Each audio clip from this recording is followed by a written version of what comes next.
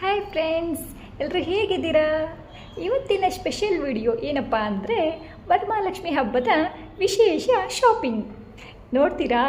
ನಾವಿವತ್ತು ಬೆಂಗಳೂರಿನ ಅತ್ಯಂತ ದೊಡ್ಡ ಏರಿಯಾದ ಮಲ್ಲೇಶ್ವರಂಗೆ ಬಂದಿದ್ದೀವಿ.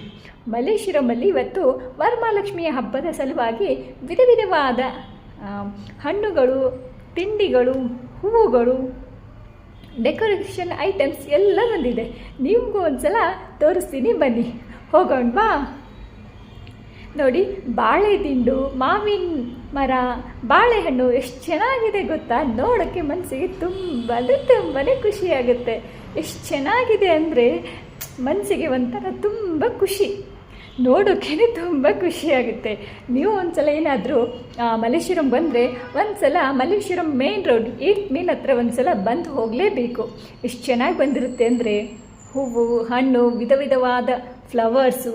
ಕೆಲವೊಂದು ಹೂವು ಅಂತೂ ನಾನಂತೂ ಇಷ್ಟು ದಿನವರೆಗೂ ನೋಡಲೇ ಇಲ್ಲ. ಎಷ್ಟು ಚೆನ್ನಾಗಿದೆ ಡೆಕೋರೇಟಿವ್ ಐಟಮ್ಸ್ ಎಲ್ಲ. ನೋಡಿ ಎಷ್ಟು ಸಖತ್ತಾಗಿದೆ, ನಿಜವಾಗ್ಲೂ ಮೈಂಡ್ ಬ್ಲೋಯಿಂಗ್. ಎಷ್ಟು ಚೆನ್ನಾಗಿರುತ್ತೆ ಗೊತ್ತಾ. ಶಾಪಿಂಗೇನೆ ತುಂಬ ಖುಷಿಯಾಗುತ್ತೆ. ಇನ್ನು ಪೂಜೆ ಮಾಡೋಕ್ಕಂತೂ ವಾ ಸೂಪರ್. ನೋಡಿ ಎಷ್ಟು ಚೆನ್ನಾಗಿದೆ. ವರಮಹಾಲಕ್ಷ್ಮಿ ಸ್ಪೆಷಲ್ ಮೂರ್ತಿಗಳು, ಹಾಗೆ ಡೆಕೋರೇಷನ್ ಐಟಮ್ಸು, ಹಾರಗಳು. ನೋಡಿ, ಏನು ಬೇಕು ಪೂಜೆಗೆ ಅದೆಲ್ಲನೂ ಮಲ್ಲೇಶ್ವರಂ 8th ಮೈಲಲ್ಲೇ ಸಿಗುತ್ತೆ ನಿಮಗೆ. ಒಂದ್ಸಲ ಇಲ್ಲೇನಾದರೂ ಬಂದರೆ ಖಂಡಿತವಾಗಿ ನೀವು ವಿಸಿಟ್ ಕೊಡಿ, ನಿಮಗೆ ಗೊತ್ತಾಗುತ್ತೆ ಹೇಗಂತ. ನೋಡಿ ಎಷ್ಟು ಚೆನ್ನಾಗಿದೆ. ಬಾಳೆದಿಂಡಿಂದ ಮಾಡಿರೋದಂಥ ಫ್ಲವರ್ಸ್ ಎಲ್ಲ ಎಷ್ಟು ಚೆನ್ನಾಗಿದೆ ಗೊತ್ತಾ.